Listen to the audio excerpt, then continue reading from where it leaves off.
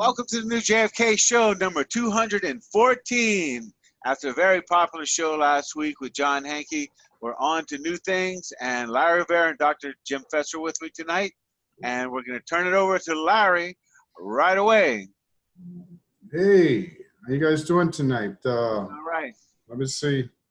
You know, bad situation going on there in the Panhandle and going up Georgia. You know, I feel for those people because, you know, I've been there and done that, and it's kind of painful to see, you know, all those images coming through on the TV. But anyway, we pray that everything works out in the best. So anyway. It's going to work out, Larry. It's going to work out just fine for a certain group. The advantage is everybody else has to leave town. The advantage is being on the mainland. You know, help can arrive, you know, real fast. But you know, in Puerto Rico's case, you know, that was the disadvantage. Yeah. It was incompetence and neglect, Larry. There's no doubt. Yeah. Obviously. Anyway. Senator Russell. Tonight, we want to do something here on a very, very special and important relationship. And we're talking about here Senator Richard Russell and Harold Weisburg. Richard Russell was one of the Warren commissioners, and he and a couple of others behind closed doors did not believe the official version of what happened in Dallas on November 22nd, 1963. And we're going to explore and expand a little bit on that relationship because I don't think it's given enough importance in play, you know, in the JFK assassination saga. And we're going to start here with a short show that Leno Sanik did 5 years ago.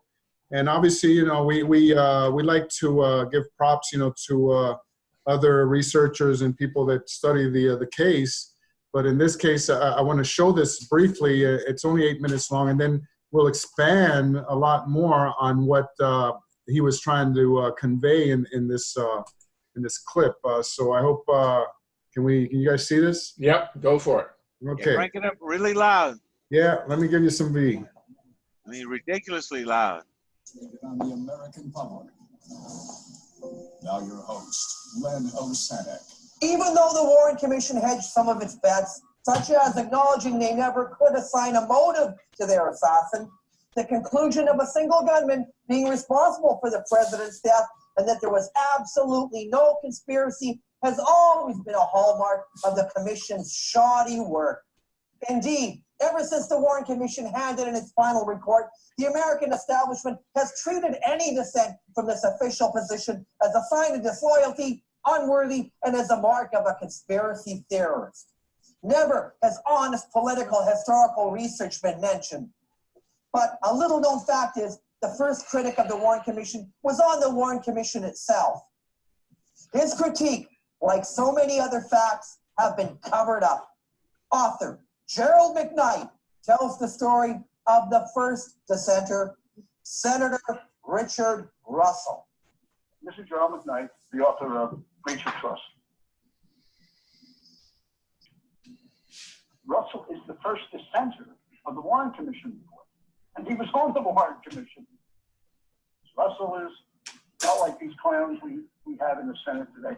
This guy was serious business. Russell was elected to the upper house in 1933. He was a senior member of the upper chamber and respected by his colleagues on both sides. He was even celebrated as the quote-unquote dean of the Senate by Ted Kennedy, who of course had different views than Russell on the civil rights question. He spent a lot of time and energy, unfortunately, in trying to prevent any kind of progress for black people in this country. And he was speaking for Georgia. He's a segregationist in that sense. He was wrong. But he was able to work with the Democrats on other issues. And he was highly respected. Russell was horse-collared by President Johnson to be a member of the Warren Commission. Russell protested that Johnson had his way by telling Russell it would not take all of his time. And even more instrumental was LBJ's tactic of dangling in front of Russell the prospect that unless the American people were satisfied that Kennedy was the victim of a lone assassin, that right-wing elements in the nation might push this country into a confrontation with the Soviet Union with the prospect of 40 million dead Americans. Now, he used that on Russell, he used that on Warren also, who was reluctant. But once Warren got that kind of pitch, he broke into tears and said, I'll work on the commission. It should be noted that all of LBJ's choices for the commission, after each was waved under Hoover's nose for his approval, none of them, Democrats or Republicans, were supporters and were political allies of President Kennedy. Russell spent most of the life of the Warren Commission absenting himself from the work and sometimes even skipping the executive sessions. In May, FBI Director Hoover addressed the commission. He was quick to assert that there was, quote, not a scintilla of evidence showing any foreign or domestic conspiracy in the Kennedy killing, unquote. He went on in the same vein, launching a preemptive strike against any future dissenters and critics of the commission and, by extension, the FBI, the commission's investigative arm. The irony here is that little did Hoover suspect that the first dissenter of the official story was Senator Richard Russell. Well, they were trying to prove that the same bullet that hit Kennedy first was the one that hit Connally. Went through him, through his hand, his bone, into his leg. Everything else, just a lot of stuff there. I couldn't get all the evidence and cross-examine all of it. But I didn't read the record. Well, what difference it make which bullet got Connally? Well, it don't make much difference. But they said that they believe that the commission believed that the same bullet that hit Kennedy hit Connally. Well, I don't believe it. I don't either. And so I couldn't sign it. I said it got contest by direct contrary. I'm not going to prove that. So I finally made them say there was a difference in the commission in that. Part of them believed that wasn't so. On September 18th, 1964, Senator Russell forced a special executive session of the commission. Russell explained to his commission colleagues that he could not sign a report stating that the same bullet that hit President Kennedy exited his body, went into Connally. This would be part of the we recognize essential to the single bullet theory, which was essential to the contention that there was one shooter and that shooter was ours. He had some reservations, and he wanted these in the record because he wanted his constituents to put him into office. He respected in the terms that that's why they put him in office, to be a caretaker and to look after their interests. Kentucky's Republican Senator John S. Cooper was persuaded to join Russell in his dissent, and Louisiana's Hale Boggs was wavering and tilting toward also joining the dissenters and rejecting the single bullet explanation. It should be noted that Russell's rejection of the single bullet theory was part and parcel of his displeasure of the quality of the FBI investigation and the information it fed to the commission. After an exhausting morning search for some mutual solution to the impasse, John McCloy came up with language that both the majority and the Russell faction could reluctantly agree upon. Russell's contention to the single bullet theory was softened to a degree by his insistence that the report include language categorically conceding that Oswald could not have carried out the assassination on his own. While the special September session ostensibly came equipped with stenographers who were presumably recording the session for the record and for posterity, this was all a fiddle. Rankin, and it had to be with Warren's permission, had the whole thing staged, and it was nothing more than an empty performance. Russell was aware that a stenographer was in the room while the commission was in session, but the stenographers were not even bothering taking notes. They were hired by Rankin to deceive Russell. There was, in fact, no record made of the September executive session called by Russell. Harold Weisburg, I was a neighbor of his, one of the early critics of the Warren Commission, and really one of the more successful critics, learned from rumors circulating in Washington that the September 18th session was a fakery. He contacted the National Archives in Washington, D.C. for a copy of the verbatim transcript. He learned that there was no record of any session, just some quote-unquote secretarial business notes about when the commission members could expect copies of the Warren report and other innocuous tripe. When Weisburg showed Russell Archivist Rhodes' letter, Russell was aghast. This kind of suppression was outside his experience on his 40 years in Capitol Hill. He resigned his chairmanship from the Military Affairs Committee and divested himself of his oversight responsibilities on the CIA. He urged Weisburg to continue his work on the Kennedy assassination. And so we have here Russell, who emerges as the first dissenter of the Warren Commission report. He never changed his mind about Oswald as the assassin of Kennedy, but he believed that Oswald had not acted alone. Stay tuned for the next installment as we expose week after week 50 lies the Warren Commission would like you to believe. Dr. Spencer, we picked apart every single one of these. That was the very beginning of the new JFK show. I know. This establishes the base of what I wanted to present tonight, because I have actual documents that show the actual relationship that existed between Senator Russell and Harold Weisburg. In fact, how it began in 1966 and went all the way through until the senator's death in 1971, I believe. And it's really fascinating, the information that is available at the Weisburg site, because it expands, like I said, on everything that Len reported there, and just being able to show that there were Warren commissioners that did not believe the official version, and that were aware that what was being played on the American public is just astounding. You know, for example, we know that Hale Boggs died in a mysterious plane accident in Alaska. Yeah, he was Louisiana. He was from Louisiana.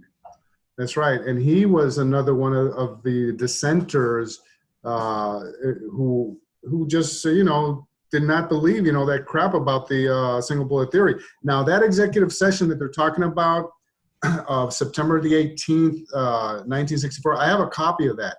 And it's really amazing what they did. They completely falsified the record, and they came up with a report of an executive session that never happened.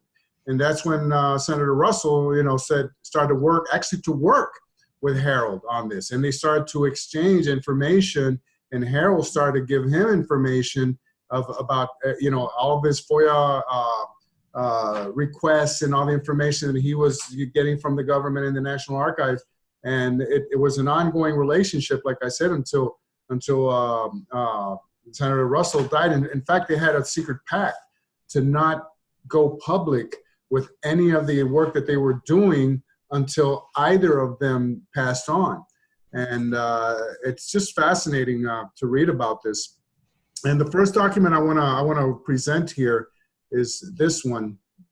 And this is a 16-page letter or document that Harold wrote, and it just about gives you the entire breakdown of that relationship and how they met, and how the whole situation unfolded between the two. For example, here, as you can see right here, my secret relationship with Russell began with a May 14, 1966 letter. The intermittent correspondence continued into 1970 to just before his death on January the 21st, 1971. Senator Russell had emphysema and from smoking, and he died of lung cancer at a very young age. Nowadays, 73, is nothing. But as you can see here, it required 2 more years of the most meticulous investigation before I could put in Russell's hands the kind of definitive evidence he required. A senator of his stature, and I also have to mention that LBJ had been a protege of Senator Russell, believe it or not. And so it's sort of ironic that when LBJ corners Russell, to be on the Warren Commission, and Russell's first response to LBJ was, hell no, I won't go. And then to his amazement, the next day, LBJ announces that Russell's on the Warren Commission, Trying to strong-arm him, twisted his arm. Yeah. So it's, like I said, it's really, really an incredible relationship that we only know about this intricacies of this relationship because of Hale Weisburg's records. And so I'll try to just glance over this and see, what the main points here. If you guys see anything here you want to discuss. It's a good spot right there. He said he disclosed. Yeah. Here, Johnson had asked him to serve and Russell declined. Go ahead, Jim. Let's get you involved here. Johnson had asked him to serve and Russell declined because of his leadership assignments. He was head of the Southern Democrats and carried a heavy load of committee work. He believed he had convinced Johnson he could not accept any added responsibilities. To his surprise and dismay, he learned from the media the next morning that Johnson had nonetheless appointed him to the commission, its senior member. Russell described Johnson as a fox and believed Johnson's real reason was to prevent my leading the fight against civil rights legislation. But I fooled him, he chuckled. I led the fight against civil rights and ignored the commission when I had to. It's a great tragedy that the able Russell did not understand Johnson's real purpose, to exploit Russell's reputation among conservatives. Had Russell stopped to think it through, he would have realized how unprecedented it was that of the 7 members of the commission, 5 were of the minority party, and neither of the 2 Democrats, of whom he was one, were followers of the assassinated president. The Warren Commission is the conspicuous exception to the rule that the party in power always controls all committees and commissions. Russell attended only 6 of the commission's numerous regular sessions, all of which were secret. The last of these he also forced, but by then the 900-page report was written and in page proof. That hearing, of course, it was 888, so it may be that 12 pages were excised. That hearing was held on Sunday, September 6, 1964, beginning at 3:20 p.m. and in deepest secrecy at the U.S. Naval Air Station at Dallas, Texas. Behind tightest security, the questioning, which Russell dominated, lasted until 8 p.m. Russell had read and was troubled by and did not credit the earlier testimony of Marina, widow of the accused assassin Lee Harvey Oswald. Russell had the right instincts, but because he had not really participated in the commission's work, lacked factual basis for his diligent cross-examination. It was nonetheless effective. It was also ignored in the report as published. That rare Sunday hearing, behind the military guard added to the commission's practice of complete secrecy, was a too-late dramatic climax. Russell wondered aloud if the FBI had withheld evidence. Marina, who had earlier and again in total secrecy admitted lying, changed her story in vital ways, sometimes turning around 100%. The net result of this extraordinary proceeding, that went entirely unnoted, was to fortify Russell's apprehensions about and disbelief in the evidence adduced. Yeah, what's going on here, obviously, is that Russell is the one that, brought Marina's lies out to the forefront here, Jim, and we never heard about this. This is fascinating stuff. This is like, he's the one that, and then this was in total secrecy. Okay. And, which is something that a lot of people have suspected all along, that Marina was part of this whole thing, and, or maybe, in concert, or maybe, out of fear or whatever, obviously she's the only one who knows because she's still around. But Russell, did not believe any of the horse shit that, that was being pushed here, and he was one of the Warren commissioners who they absolutely feared because he wanted to know the truth, so. I love it, Rory. The commission also held executive sessions. It held these in such complete secrecy that even the trusted members of its own staff were kept out. They were presided over by General Counsel J. Lee Rankin, formerly Solicitor General of the United States and later corporate counsel for the city of New York. Unlike the public posture at these top secret executive sessions, the commission members let their hair down. Russell was not alone in voicing deep doubts and misgivings. This too was secret, the guarantee Warren gave his colleagues, whereas all the commission's work was secret except where it was deliberately leaked to condition the public mind and prepared to accept inherently incredible conclusions. These executive sessions were ultra secret. At 2 different sessions, members questioned the presence of the official reporter and asked who would see the transcripts. Warren assured them that nobody else would, not even the most trusted members of their staff. It was 4 years before I did. In early 1968, I obtained Xeroxes of all but a few. I have a box full of them. The last of these captured my eye because of my previous experience. On close examination, I was astounded because it was a fake. It is this that I gave Russell. He was incredulous. Forging an official transcript is without precedent. Who would ever dream that such an exclusive executive session of a presidential commission would have a fake stenographic transcript? And I have a copy of that transcript, which I'm going to show in a little bit, Jim. Go ahead. Excellent, excellent. Who would believe that anyone would dare to do such a thing, especially in the investigation of the assassination of a president? Of course, the answer is present president who was complicit in the assassination to cover it up. This trickery deeply disturbed Russell and forced that very executive session to record his disagreement with some of the conclusions. He told me, refused to sign the report. I bucked them, he said. I just put a footnote saying Senator Russell dissents. He told Chief Justice Warren, Commission Chairman, but Warren wanted unanimity. There was a long discussion ending in a compromise. Russell, certain that all his views were preserved for posterity in the transcript, agreed. Russell believed there'd been a conspiracy to kill JFK. So the language he objected to at one point in these 900 pages, the no conspiracy conclusion, was changed to read. Because of the difficulty of proving negatives to a certainty, the possibility of others being involved with either Oswald or Ruby cannot be established categorically. But if there is any such evidence, it has been beyond the reach of all the investigative agencies and resources of the United States, and it's not come to the attention of this commission. Right. Jack Ruby had shot Lee Harvey Oswald in the Dallas police station 2 days after JFK was killed. Not even that appears to be true. Yeah, I know, that's Ralph. Yeah.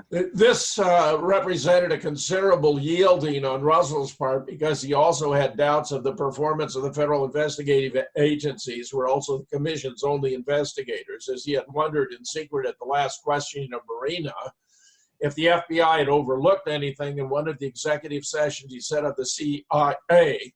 You can't believe a word they tell you. And of course, Alan Dulles, its former director, was a member of the commission itself. Yeah. He told me, I'm satisfied they never told us the whole story about Oswald. And of course, he'd been recruited by the ONI and defected to Russia at the bequest of the CIA and returned to work as an informant for the FBI and all the rest. Among other agencies. That's right. Each of these areas of Russell's disagreement with the conclusions and doubts about the integrity of the investigation is a direct assault on the official report, the only solution to the crime. But except for the single disclaimer, the language of which was worked out on that September 18, 1964 executive session and dared not be ignored, in every sense, the commitment made to Russell was broken. The commission's conclusions do, in fact, allege there was no conspiracy in representing Oswald as the lone assassin. They are embodied in the first chapter of the report, summary and conclusions. It also was used as the commission's press release. It says without equivocation that the shots which killed President Kennedy and wounded Governor Connally were fired by Lee Harvey Oswald. Timing is important in understanding how Russell was foiled and how it could have happened. By the time he forced his last executive session of September 18th, the report was in page proof and the presses were ready to roll. They did at midnight 5 days later for general release on September 27, 1964. It was so rushed that the first copy given to President Johnson on the 23rd was a set of proofs 4 inches thick.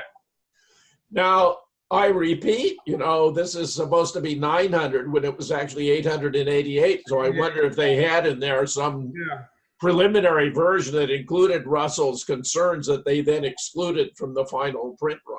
Mm-hmm. You went too far, Larry.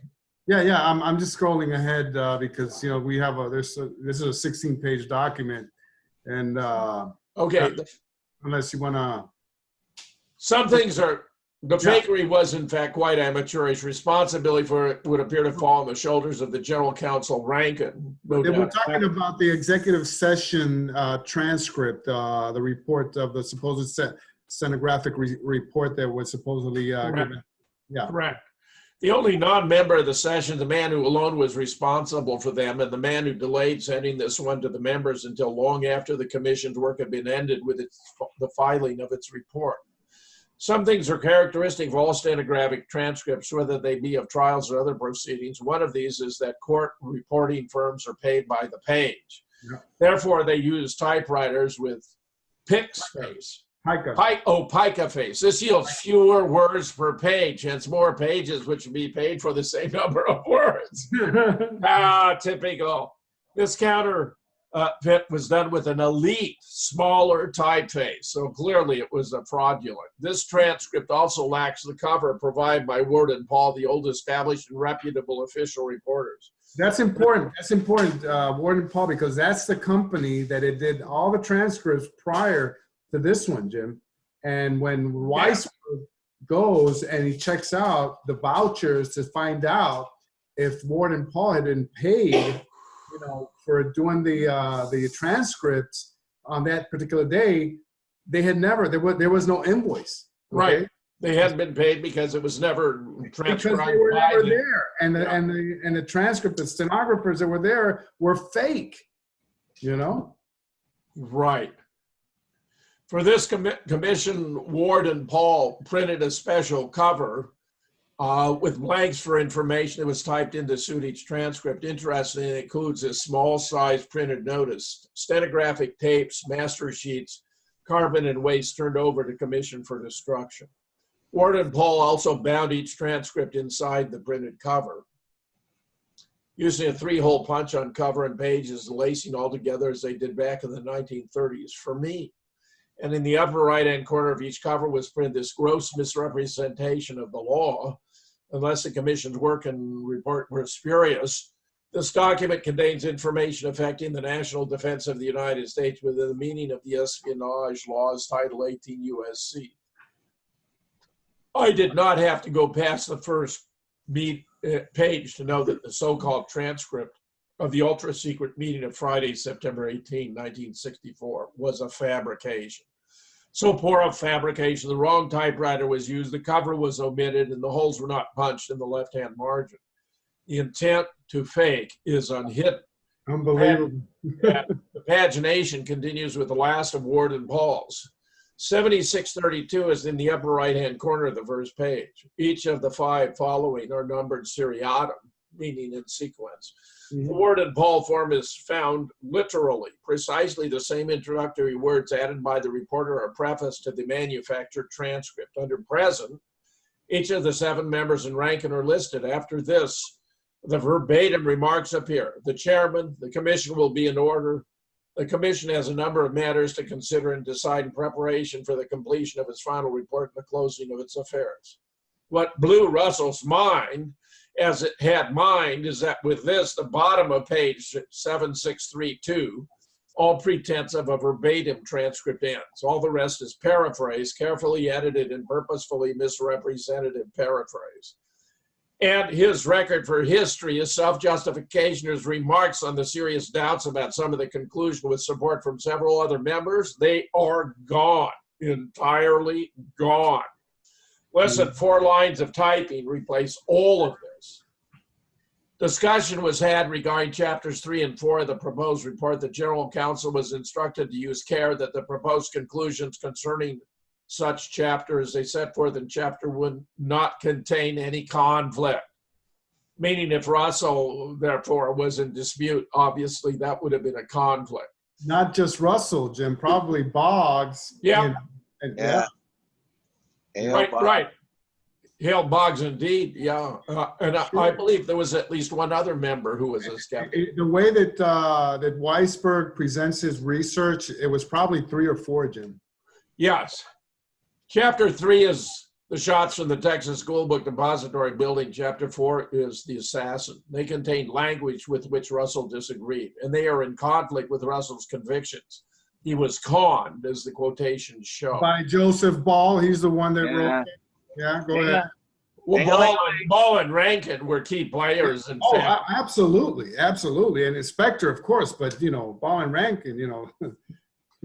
From this substitute for Russell's historical record, there's no way anyone in the future could glean the slightest indication of the crisis and dispute about its most basic conclusions the commission faced in the last moments of life, nor the remotest notion of the allegation to which Russell would not agree. There's great detail on all the trivia. Warren was authorized to liquidate the commission. To the commissioners was voted 100 copies of the report and hearings bound in Buckram, and in addition, 500 copies of just the report for free distribution. The president, the commissioners, and members of the Kennedy family were given leather-bound copies of the report and the hearings with the names of the proposed recipients stamped on them in gold.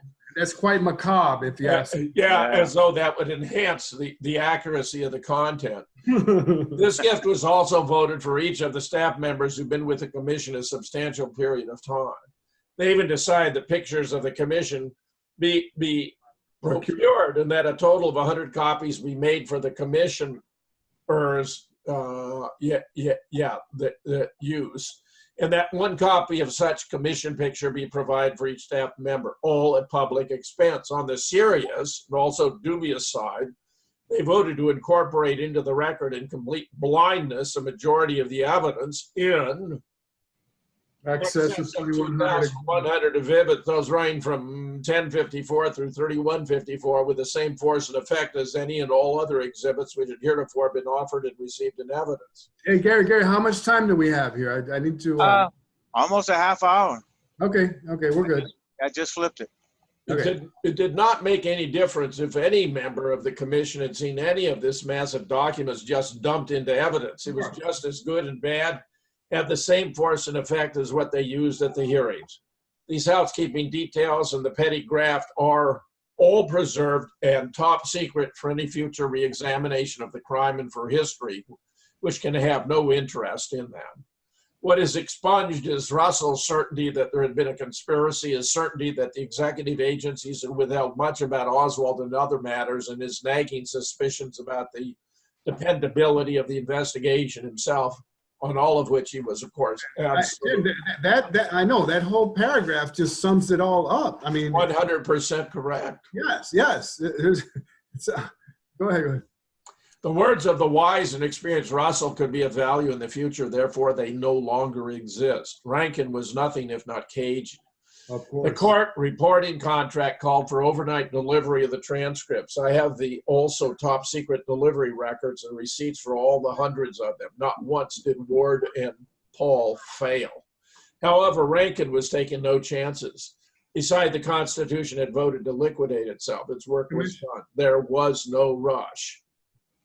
So he did not give away any of the members a copy of his substitute for their hectic dispute over the essence of their work until a month and a half later, and then had no need for what he sent them on November 5th with an innocuous letter. Their task was completed. They were all only too anxious to forget it and get on with their other obligations. For men like Russell, extraordinarily heavy obligations. Because Russell was aghast at what the destruction of his historic record made for history, and to him, he asked me to explore what the lawyer in him considered could be a loophole, that this fake was prepared despite the existence of the verbatim transcript he was positive had been made. And because he was too busy to examine the other detailed evidence I had a simple official statement from the archivist of the United States certifying, all we have for this session of September 18th was this paraphrase. I sent it to Russell June 14th. He was stunned and convinced. If he had not been, the other evidence I obtained, all top secret, left no possibility of doubt. It includes all the bills rendered by Ward and Paul, all the records of the assignments and court reporters to each of the commission's proceedings, the pages of transcript and the take of each reporter, the number of copies of each transcript prepared, a complete record of all work done by Ward and Paul in the fullest and finest detail. No official reporter had been ordered for this session. No bill was rendered for it. Under date of June 18th for the busy Russell, Campbell explained that in addition to his regular Senate attendance, Russell had committee meetings almost daily. Therefore, this and his other duties limit the senator's time presently, but you may be assured that he will be in touch with you after study of what I had given him. Russell was just in case people are wondering, Campbell was Russell's assistant, Jim. Right.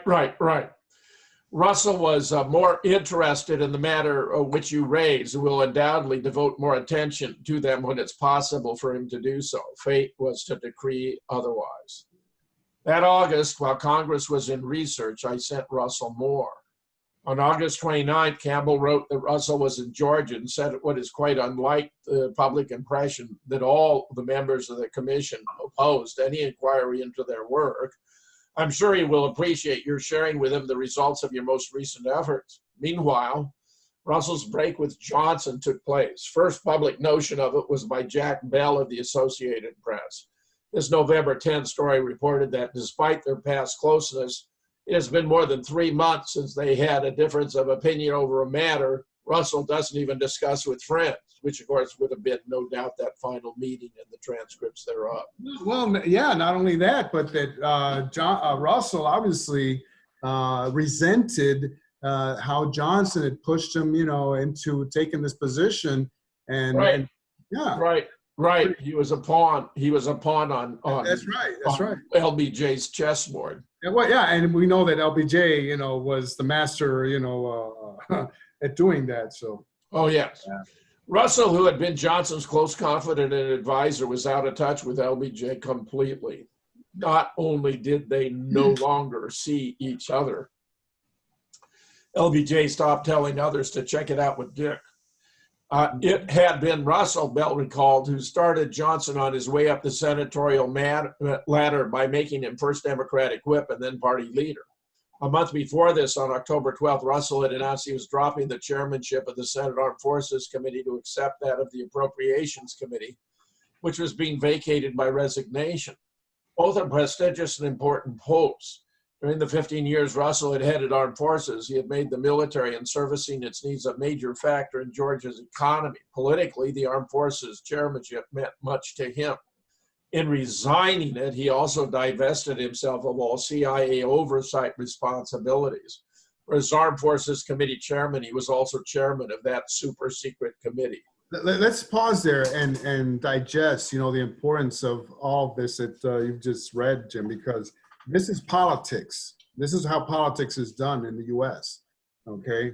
And when somebody, of the stature of Russell starts to resign, to these committees and everything, and who was a very, very, very important person, and obviously has to do with, what was going on with the JFK assassination.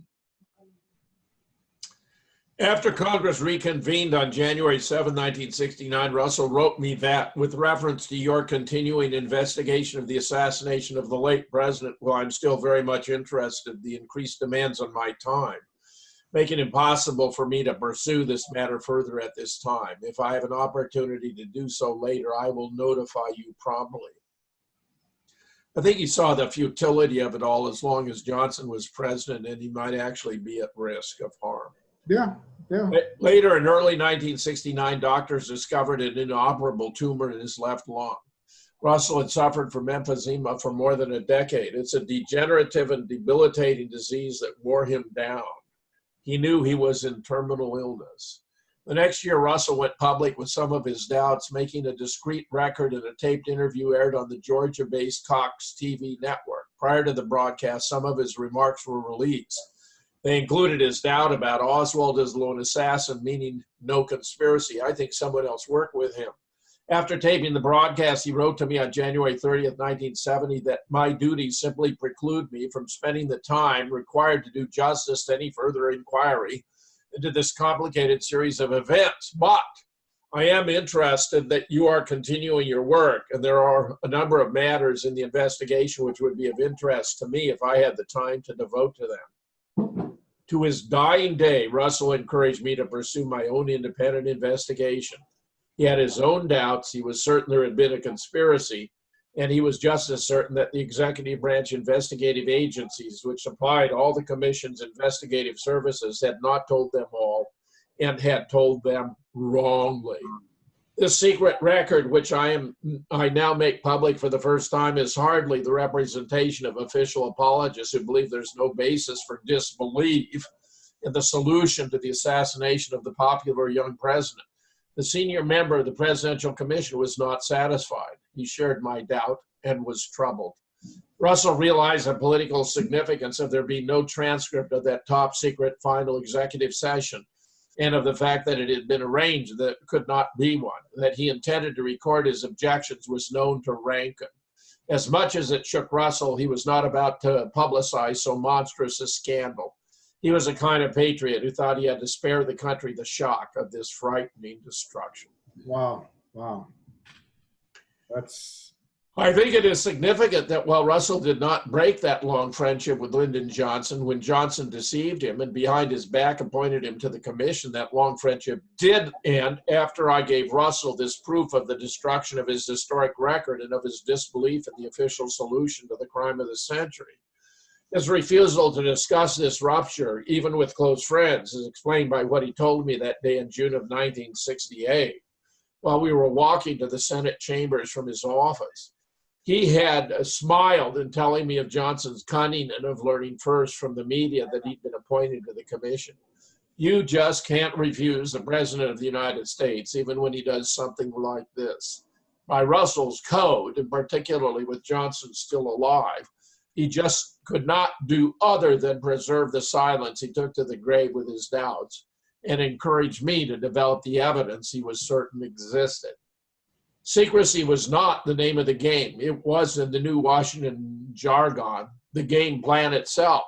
Without secrecy, none of this could have happened. There would have been no withheld evidence like that spectrographic analysis that can destroy the entire solution to this crime on which all of history turned, and there would be no lingering doubts.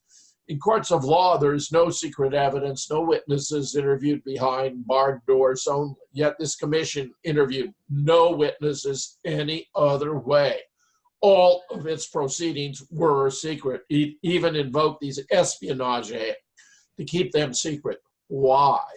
I just want to mention that when he talks about the spectrographic analysis, for those who are not familiar with this, there is a case that Weisburg pursued for probably more than a decade on the spectrographic analysis of the fragments of the bullets, because spectrographic analysis will determine if a batch of any type of lead or metal comes from the same batch. Same batch of lead. Right. And specifically, he was looking for the spectrographic analysis on the material that had bounced off of the curb, on the curb, where the FBI even went and dug out the entire curbside, and they put it over in the National Archives, and then it got lost. Okay, and surprise. Yeah, one of Weisburg's main cases that went as a FOIA request. And it had to do specifically with the spectrographic analysis of that area of the curb, which would have proven where exactly that metal had come from. So that's what that's all about. Right. That in particular appearing to have been one of the 3 shots fired from the Dow Tech by. Yeah, because it had come from the same batch. Obviously, it would have been it would have supported the lone nut. Had it not been from the same batch, then it would have been from different weapons. Right. Why could not the people know the testimony as it was adduced, as happens in courts of law? Why could the press not report each hearing, as is the case in trials? Why was it necessary to hide the fact that witnesses were undependable, that the right questions were not asked, that the most basic evidence was not even seen by the commissions? These questions state realities. The most incredible witnesses were credited, the most obvious questions were never asked, and the quintessential evidence was avoided with great diligence. Had all the proceedings not been in secret, none of this would have been possible. Indeed, it would not have been dared. It was go ahead. Yeah, if you remember in the JFK movie when Kevin Costner was saying, "Go ahead, ask the question. Why aren't you asking the question?" That's the scene where he's reading one of the volumes in the Warren Commission. Exactly, Gary. That's a good point. And and he's following the narrative, and he's saying, wait, ask the question. Obviously, Come on. Yeah, ask the question. Why aren't you asking the question? Yeah. Very good. It was not necessary in any complete and forthright investigation, as it is not necessary in courts of law which go further and prohibit it. It was necessary only because this commission undertook not an investigation, but an attempt to validate a preconception, to make it possible to believe what could not be believed, that a lone nut had done the job all alone without any accomplices. The reasons were political, to preserve tranquility and stability, not to rock the boat, and of course to cover up the complicity of those behind the scene, including Alan Dulles himself, but most especially LBJ and his henchmen and dozens and dozens of others who were complicit in the event. Yeah. The dozens of thousands of pages of the commission's What Secret Records I have, so many thousands that there are more than 2,000 I have not yet read, leave no doubt on this score. The preconception is what Russell could not hold down. The crime was impossible for any one man. This meant there had been a conspiracy. Even Lyndon Johnson was certain of this. Who better in position than the man who had initiated the assassination of his predecessor? Who ducked at the time?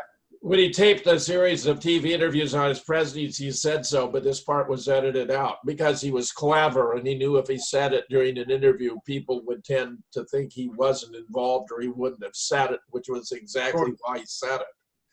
That, however, followed the rupture of the long friendship between him and Russell. Before he died, Johnson claimed that he had privately asked further investigation of the Department of Justice to no end. This also he did after the break with Russell. Do you believe that? Do you believe that, Jim? No, I don't believe it for a second.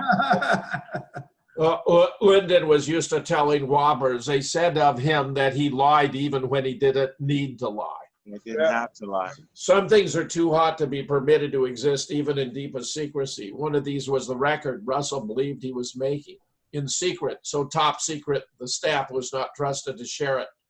The former Chief Justice, who was commission chairman, was responsible for all of the secrecy, also assured worried members that nobody would ever see their words recorded at their executive sessions. After the Watergate, which is also characterized by secrecy and the abuse of trust and violation of all traditional and proper procedures, the same former Chief Justice put it all together in a fine address. He delivered it a month after the 10th anniversary of the assassination at the annual Drew Pearson Awards for Excellent Reporting. Quote, "It would be difficult to name a more effective ally of corruption than secrecy. Corruption is never flaunted to the world. In government, it is invariably practiced through secrecy. That secrecy is to be found at every level of government, to the White House. And if anything is to be learned from our present difficulties, compendiously known as Watergate, is that we must open our public affairs to public scrutiny. We should first strike at secrecy in government wherever it exists." And from the Warren Commission of Watergate, secrecy is the game plan by which it was pulled off. As George Santayana said, those who did not learn from history are doomed to relive it. That ally of corruption, the secrecy with which Russell's disbelief was first hidden and then destroyed, may have made Watergate possible as it made an acceptable solution to the crime of the century impossible. The doubts must and will linger until there are honest answers to all the unanswered questions. That's amazing. That's an amazing document, and I wanna go on real quickly here because Time Magazine. Wow. Yeah, Richard Russell. This is the actual executive session, Jim, that exists, and this is what Hale went and fought for so long after. And actually what they did was they did a report on expenses. And this is the actual document that he fought over. And instead of being, the executive session, okay, I'm at the page 16. Let me scroll up here. Here it is. Here we go. Okay. Okay, this is the actual report, Lee Rankin, and this is Friday, September the 18th, 1964. Okay, and this is the actual transcript that was falsified.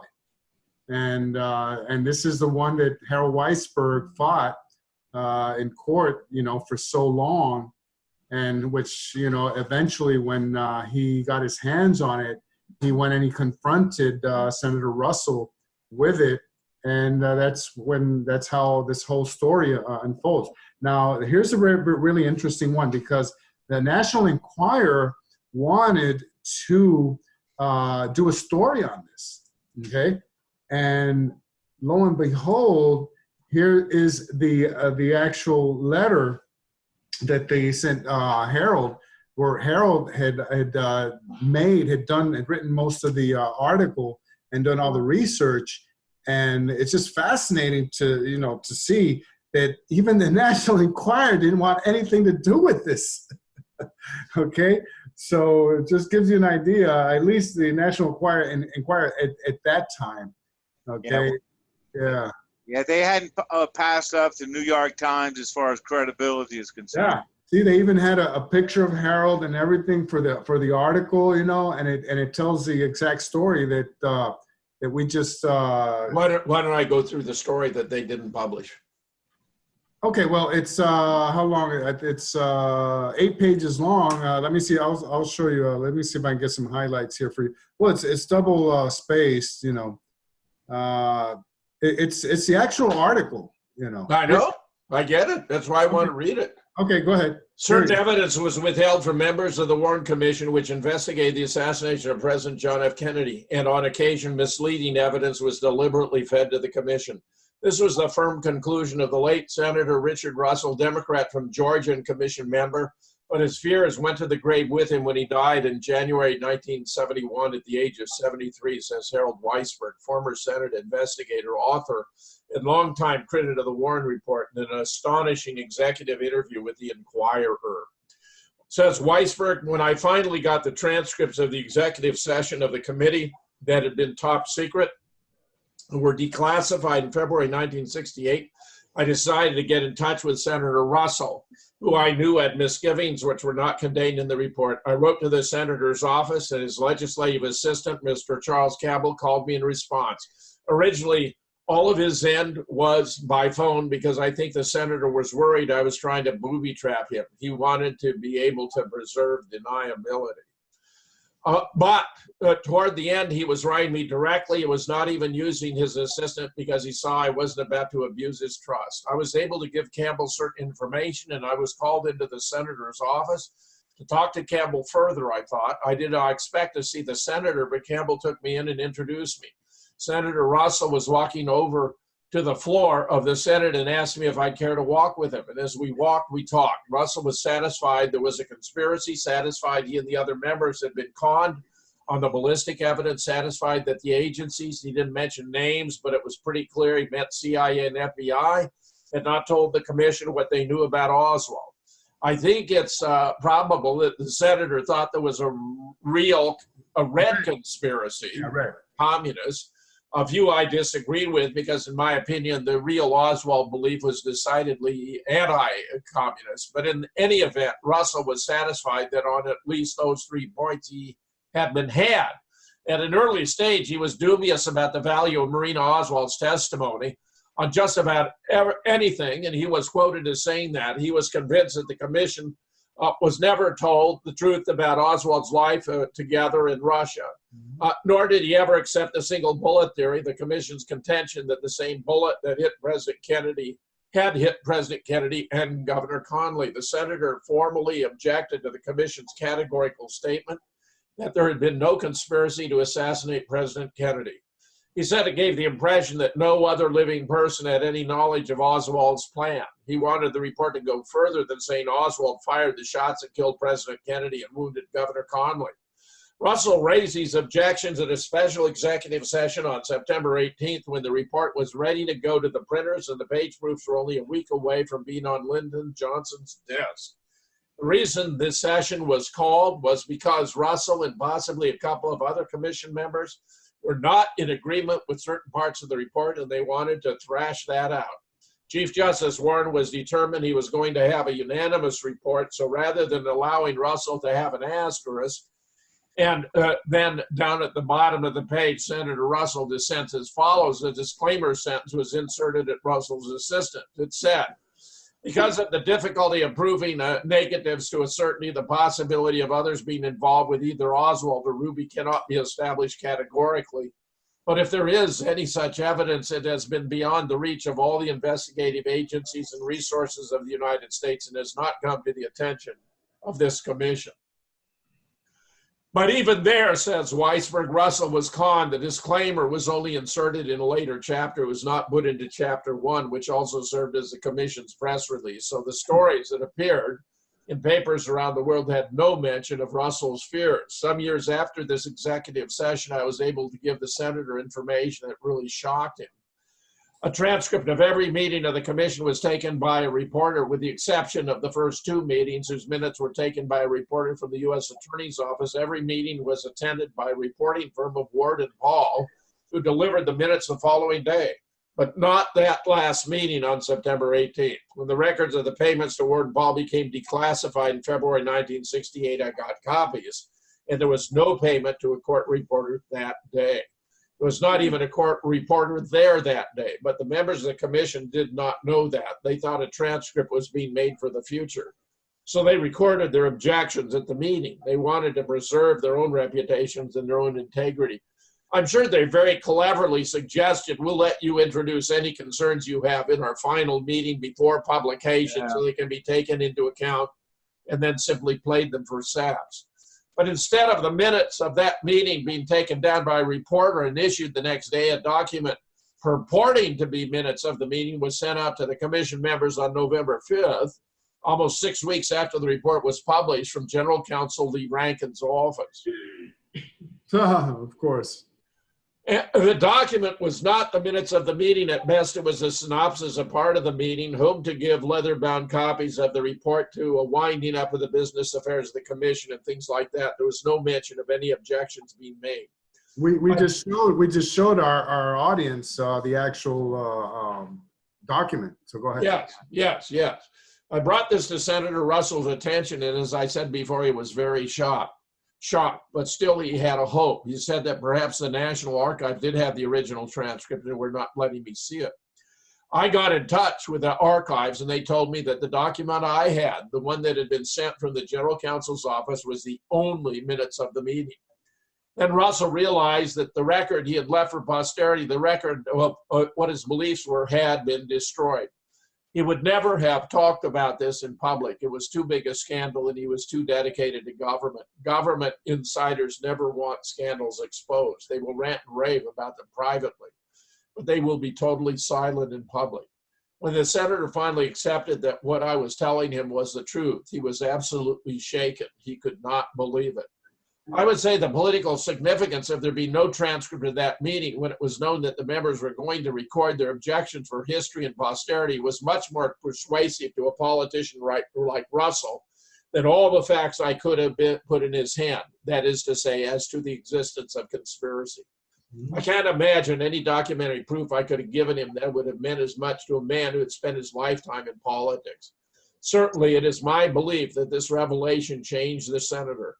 I gave him the information in June of 1968. The following October, the Associated Press reported the communication lines between President Lyndon Johnson and Senator Russell, one of the president's oldest friends and advisors, had been broken.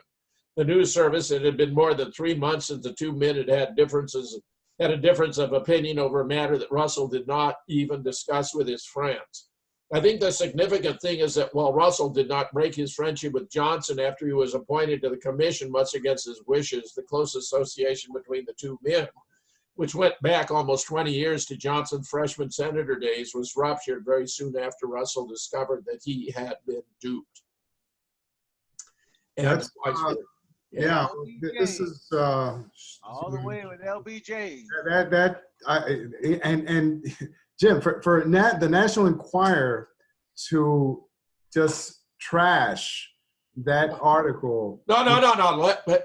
Larry, that was political. That came down from the highest level. The reporters wanted to publish it. This is very frequently the case. Of They course. had a sensational story of enormous importance, but it was killed. It was killed politically. Absolutely. That's my point. That's my point. Drop the screen share, Larry. Drop the screen share from your end. Do you Okay. think that Senator Russell was one of the conspicuous deaths or early deaths? No, I think he No. actually died of emphysema. But the fact he died of lung cancer. he was a truth seeker. He was a principled man. He was a man of enormous integrity. He got played by a very duplicitous, masterful politician who, in fact, had been the brains behind the assassination of JFK, namely. No, and not only that, and the time that he lived in the history with the civil rights and everything in Georgia and everything, obviously he was in a very, very difficult situation there. But still, with He was fighting against civil rights. That's right, Gary. Thank you. And he having been bamboozled by LBJ the way he was, and trying to have at least somebody like Hale Weisburg who was so diligent and brought so much evidence to him to show him what was going on, and him even going through the experience, because it's pretty obvious, we've talked about here that he himself interviewed Marina and he did not believe anything that Marina said. Okay. And he suspected, what was going on here. So I think Richard Russell, and that's why I want to thank, we have to, Len, for bringing this topic up and us expanding on it the way that we have here tonight, and showing and really developing a lot more about this story. And I want to thank you for bringing it up, Larry. Very important. I'm very glad we covered it. Gary, excellent show. Richard Russell was an admirable American, unlike some of those who were actually in a position to control and manage access to the information he would otherwise have provided to the American people. Well, you have to understand also the times. A senator, has this incredible visibility, and he has to toe a certain line. Okay, and when having been a Warren commissioner, being pressed into that service that he was by LBJ, and it's just an incredible story. I think. We get it, Larry, and we're glad we had the chance to tell it tonight. Thanks to you. All right. Gary? Just out. Show number 214. Another one in the bag. Thank you a lot, Larry. Great research. We'll see you next time. Adios.